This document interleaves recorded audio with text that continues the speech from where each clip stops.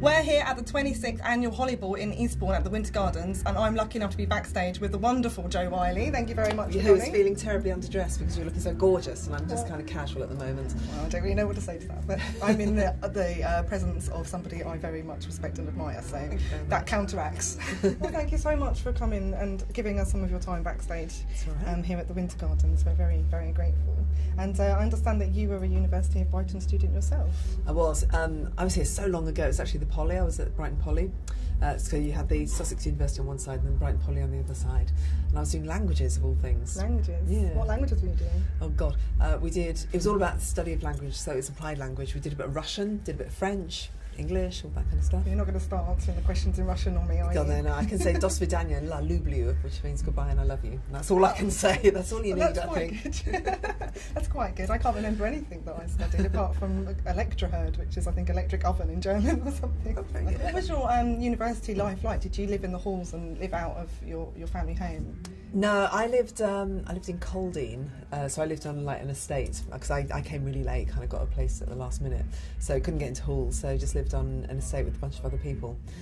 So I just remember, having to get buses everywhere and walking everywhere, and it would have been much better to have been in halls, I think. But it was all right. And then eventually I moved and I lived on the seafront. Had a fantastic time living on a flat on the seafront. It was really good. So I read that you started off your sort of broadcasting career and your interest in new bands with BBC Sussex New Music Show, is that right? Yeah, and it was Radio Sussex, and they used to have a show called Turn It Up, and it was on a Sunday night. It's like it was 7 o'clock in the evening. It was like after the farming news or something like that. And then, it was Turn It Up, and it was about an hour and a half, and it was open to anybody who wanted to come and make radio. Is that a bit like BBC Introducing Now, but with the bands as opposed to the DJs? Yeah, making their stamp. Yeah, very much so. Yeah, it was. It was all new bands that were coming in on the show, and the fact that it was kind of just giving you an opportunity if you wanted to get into radio, it was just perfect. So did you know from leaving uni that that's what you wanted to do, even though you studied? When I came to uni I had no idea what I wanted to do, nothing at all. Didn't particularly enjoy my course, was pretty miserable, and then someone suggested that I was quite interested in the media, and there was this show called Turn It Up, and that was right at the end of my degree, so I just went there and had I just had a very good summer of doing Turn It Up.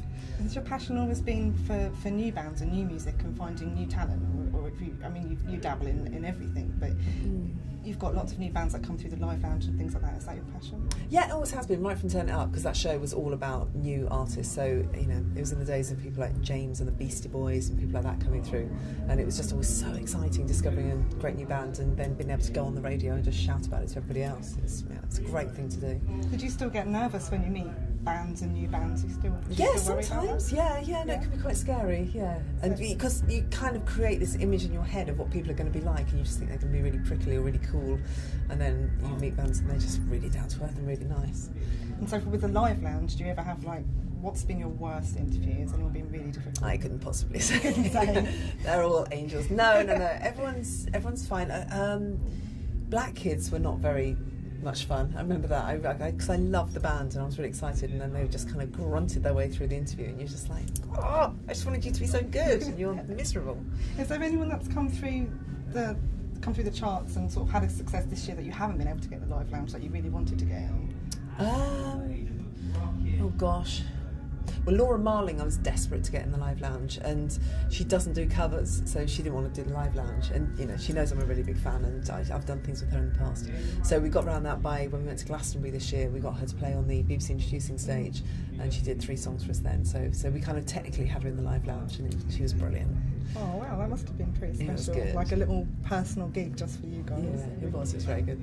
You've been doing quite a bit of charity work this week and coming up in December, I believe, with MenCap, and you're the ambassador for MenCap, is that right? Yeah, one of the patrons for MenCap. So tomorrow night we've got Scissor Sisters who are playing in a tiny hall called Bush Hall. It's like 150 people, and it'll be them doing a winter show. Is that a stripped back performance, isn't it? They're all stripped back and acoustic, so we've had some fantastic people playing. We had Ellie Goulding was playing last week.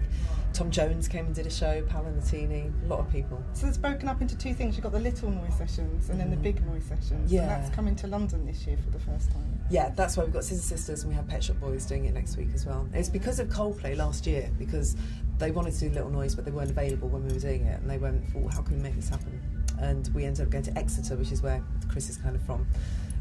So we had to do a random one-off thing. We went, we'll call it a big noise event. So that kind of tradition's carried on. Well, yeah, that's pretty good. So how does it come together? Do you have a lot of involvement in what bands are going to be at the events? Do you have a lot of say in who you want? Yeah, no, totally. There's another guy. It's a really tiny team, and another guy, and we just chat about who we can get, put out loads of calls, see who comes back, and get lucky more often than not. People must be quite happy to come and do it. It's such a good cause, isn't it? And it's just by Christmas, and it's the kind of season where people just feel a little bit more charitable anyway. Yeah, I don't know. I think people have just people kind of trusted and believed in the cause, because I'm so passionate about it. I've got a sister with learning disabilities, which is why I'm involved with MenCap. And it's not a charity that's kind of particularly fashionable and doesn't get a lot of support. So it's meant a lot that various people have kind of got involved in the past. So it's a really great thing to do with the status that you have in the public eye to sort of give something back. I imagine every year it's just a really exciting way to end the year with all of these amazing bands that you come across at the beginning of the year. Very and then you get to invite stressful. them along to a party at the end of it. Yeah. No, it is kind of like that. It is kind of like that. Yeah. But it's always frustrating, because you always want people, and they'll say they're going to do it, and then at the last second they'll have a tour that they have to go and do. Like Kylie nearly did it this year, and then she couldn't do it. And we're very sad. You have conversations. Take that. Oh no, they can't do it. Oh, you have to book them early for next year. Yeah, definitely. So after tonight, you're going to have obviously your big noise session, and then have you got some time off to spend with the family over Christmas? I have. I think things, because I do I do Radio 2 as well. I do it in concerts. We've got Katie Tunstall coming up. And then I think once I've done Katie, then time kind of slows down. So yeah, put the Christmas tree out. Yeah, totally. Sew the popcorn onto the string. Do you have that kind of tree, or do you? God, I'm so yeah. No, I don't make or do or cook anything. It's harder than it looks, Is it? It hurts your fingers, so the popcorn gets a lot. So you just keep stabbing yourself, I'd imagine, with the needle. I'm not going to try that. It sounds far too lethal. Well, thank you so much for your time today. We're all really excited for your set out the side. So I'll be at the front. Brilliant. What do you advise? What kind of vibe should I be going for? Well, I don't know. Everyone's going crazy for dubstep at the moment. Yeah, I don't know. That's my fear. Yeah, everyone's going for that, but I would say just play some monthly songs. Yeah, I'll see if I can do that. Embarrass them. Well, they're playing half my records that I was going to play, so it'll be a lot of improvising. But it's great to be here. Oh, well, thank you very much.